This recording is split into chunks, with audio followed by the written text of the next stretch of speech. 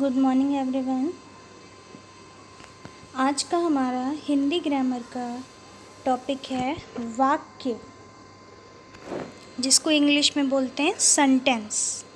अब ये वाक्य क्या होता है ये हम देखेंगे। शब्दों का ऐसा समूह जिसका अर्थ होता है उसे हम वाक्य कहते हैं। मतलब हम शब्दों का ऐसा समूह, शब्द का ऐसा ग्रुप जिसका कोई अर्थ होता है, जिसका कोई मीनिंग होता है, उसको हम बोलते हैं वाक्य। जैसे हम कह लें दौड़ रहा है हिरन, तो क्या इसका कोई अर्थ निकल रहा है?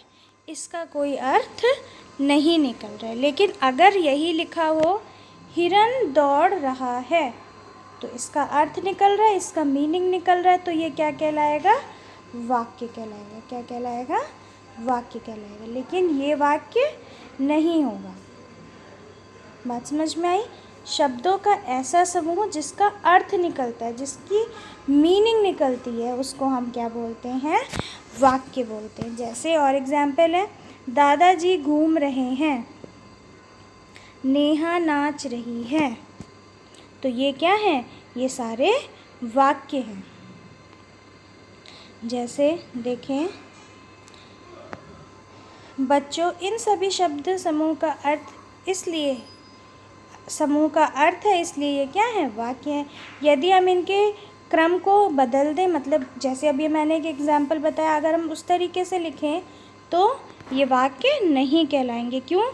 क्योंकि इनका कोई अर्थ नहीं निकलेगा। शब्दों का समूह तो कहलाएंगे लेकिन उनका अर्थ नहीं निकलेगा, तो वो वाक्य नहीं कहलाएंगे। जैसे दौड़ रहा है हिरन, इसका कोई मतलब है? नहीं है। है दादा घूम रहे जी, इसका भी कोई बात नहीं है। नेहा है नाच रही, इसका भी कोई अर्थ नहीं है। तो ये क्या होंगे? ये वाक्य नहीं होंगे। अब वाक्य के दो अंग होते हैं। एक होता है, पहला होता है उद्देश्य और दूसरा होता है विधेय।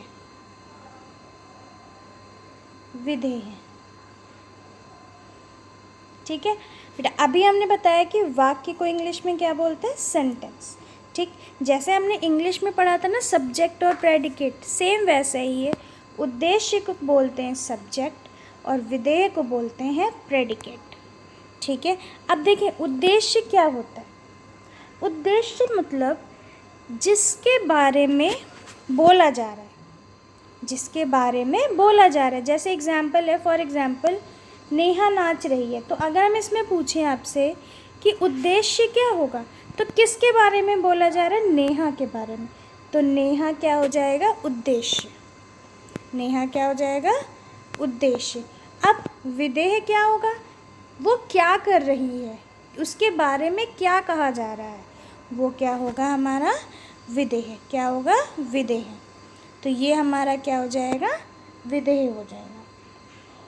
उद्देश्य जिसके बारे में कुछ बोल रहे हैं, और विधेय जो भी बात कर रहे हैं उसके बारे में। जैसे रोहन एक अच्छा लड़का है, तो हम किसके बारे में बात कर रहे हैं? रोहन के बारे में। तो रोहन क्या होगा? हमारा उद्देश्य। और विधेय क्या होगा? अच्छा लड़का है। अच्छा लड़का उसका क्या होगा? विधेय होगा। ठीक है, जैसे फॉर एग्जाम्पल हिरन दौड़ रहा है, तो इसमें हिरन क्या होगा? उद्देश्य होगा, और दौड़ रहा क्या है?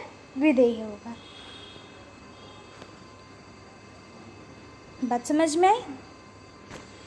देखें एग्जाम्पल्स देखेंगे, वही बात बताएगी कि उद्देश्य क्या है। वाक्य में जिसके लिए बात कही जाती है उसे उद्देश्य कहते हैं, और विधेय उद्देश्य के लिए कही बात को विधेय कहते हैं। ठीक है, एग्जाम्पल हिरन तेज दौड़ा।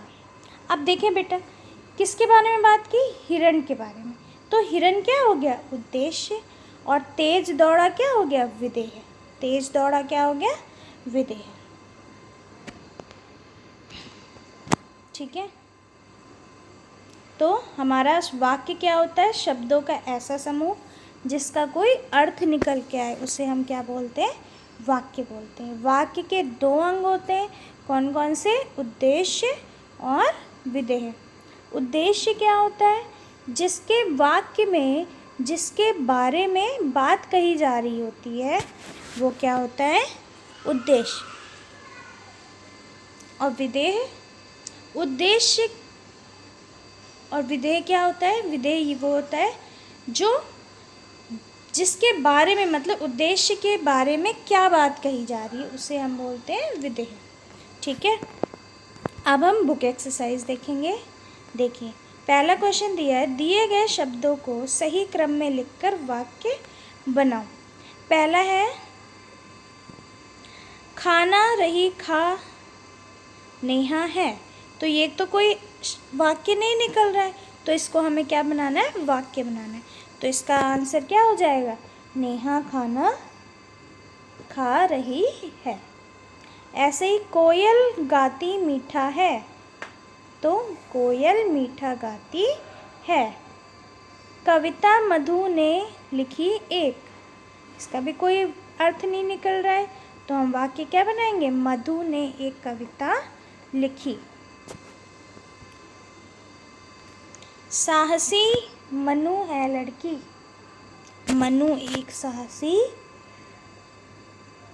लड़की है।